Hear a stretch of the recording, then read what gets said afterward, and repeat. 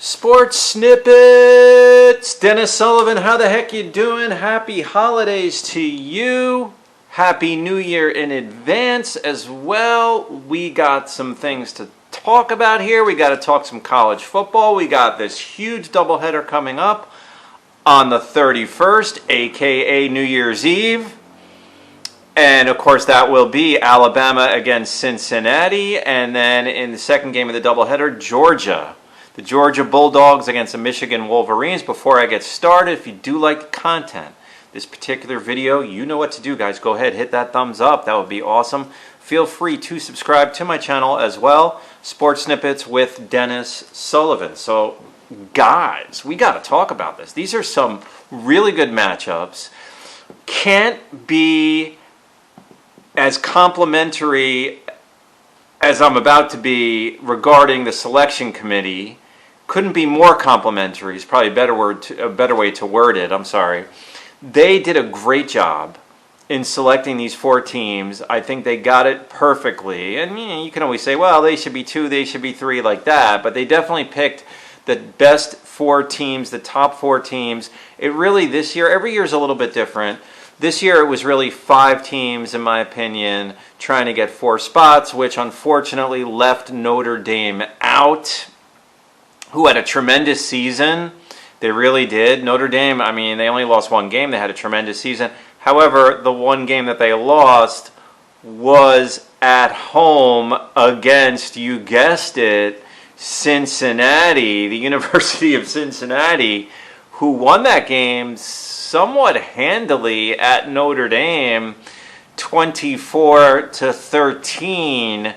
Take that, all of you out there who might be criticizing Cincinnati for, well, you know, they don't play enough tough teams and the schedule and all that.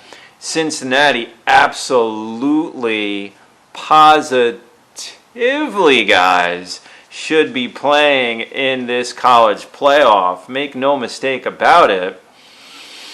And interestingly enough, I mean, they're getting, and this is not a sports handicap channel that I have, and I don't really predict games just because that's not what I do, you know? I mean, if people want to do that, that's cool, and I think that's fine. But they're getting an awful amount of points there. Cincinnati getting, at last check, 13.5 points against Alabama. Let me start talking about that game. So, I mean, obviously Alabama is the favorite. They should be the favorite, rightly so. They are ranked number one going into the college football playoff. Defeated Georgia just a few short weeks ago.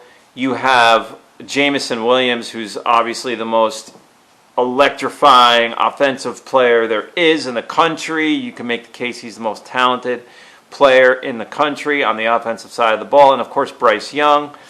Plenty of firepower on offense for Alabama. It's funny, we've seen Alabama teams that strength was really defense, or at least defense and offense like that, maybe equally as strong. This year, in my opinion, it's that firepower that Alabama has on the offensive side of the ball. Make no mistake, this is a very talented team. Now, when it comes to Cincinnati, you got to think this, guys. If I'm Cincinnati, I'm going into that game. I am going to do one thing and one thing only to get this game started, and that is give the ball to Jerome Ford, and I'm going to do a little ground and pound action here. I'm going to take the air out of the ball a little bit. I'm going to try to control the clock. I'm not going to try and match Alabama throw for throw. There's no way. No one should be trying that in the college football playoffs. No one in the country, really, at this stage of the game, should be trying to match Alabama offensively. This is in terms of explosiveness and just trying to match them throw for throw. You have to use your strength, really, in my opinion. Jerome Ford, who averaged, believe it or not, just over 6 yards a carry, over 1,200 yards on the ground. He rushed for 19 touchdowns. That is an outstanding Heisman candidate type of performance that he had throughout the season. And Jerome Ford will be a key player in this game. Desmond Ridder obviously is a very, very capable and talented quarterback as well. and he will play a big role. As you recall, it was Alec Pierce, the wide receiver for Cincinnati, that had a huge game against Notre Dame. He accounted for almost half of Desmond Ritter's 297 yards throwing in that game.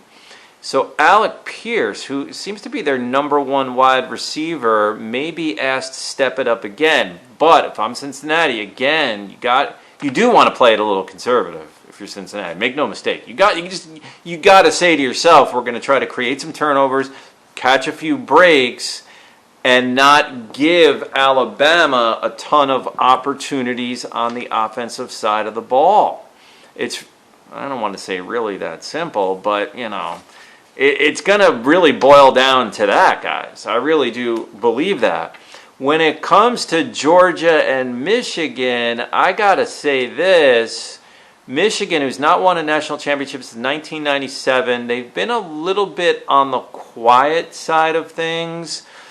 Although Jim Harbaugh has done a very good job in his coaching career at Michigan, they've been overshadowed by, you name it, whatever team is having a big year in their conference, in the Big 12. And then, of course, you're going to get overshadowed by the Alabamas and the Clemsons, who were dominant. Clemson was dominant for 8-9 years. They had up until this year, they had a huge run. So Michigan has been flying under the radar, no question about that. But you have Cade McNamara, he's a little bit in that game manager type mold, but he is a capable quarterback, can make the big plays, isn't going to really hurt you much in terms of turning the ball over. He kind of reminds me of the quarterback that he's going to be going up against, Stetson Bennett for Georgia, in that they will make the occasional big play, but they're really going to manage the team. They're not going to hurt their team, let's put it that way, with turnovers and things of that nature.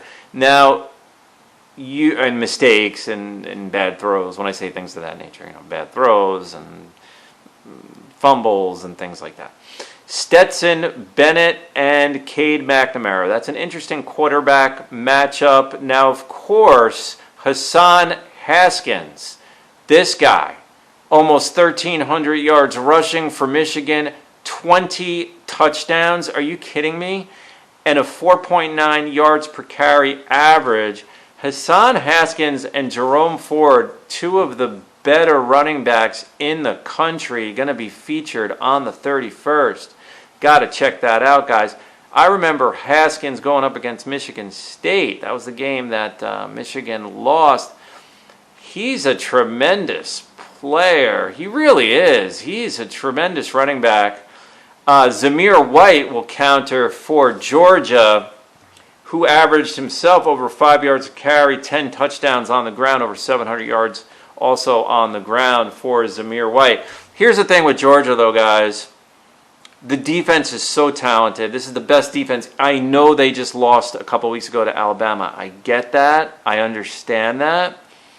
But this is the most talented defense in the country. They still allowed less than 10 points a game playing in the SEC. Are you kidding me? They had the one bump in the road and the one loss against Alabama. But, if you look at the history of these things, really good, bordering on great defenses in the past really don't they're not as likely to slump as, in my opinion, just on what I've observed. I don't have any stats to throw at you on this one. But really good defenses seem to be less likely to slump than really good dominant offenses. You ever notice that? Georgia is just a little too talented, I think, to get caught off guard a second game in a row. As much as I like Michigan, I don't know, guys. I said at the beginning of the year, the two best teams in college football are Georgia and Alabama. And I think at the end of the year, the two best teams are going to be Georgia and Alabama. Although, wouldn't it be great? if Cincinnati gives Alabama a run for their money, that would be, and Luke Fickell has done such a great job at Cincinnati, guys. He really has. He has done a tremendous job with that program. And they only lost, I think, one game last year. Cincinnati, as it is, going into the college football Final Four, is the only undefeated team, 13-0. The other three teams are at 12-1. So you're going to have Kirby Smart, the coach of Georgia, up against Jim Harbaugh.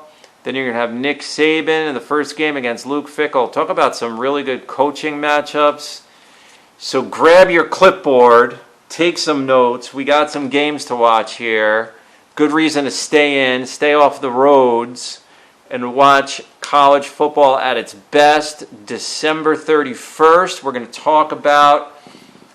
talk next weekend, or I should say on New Year's Day. Want to come back with a video, and I want to talk about how these games played out, and we'll go from there, and then we'll discuss the matchup of the championship game to be played on January 10th. So this is Dennis Sullivan saying, I will see you, yes you, very soon. We will talk again very soon. Bye for now.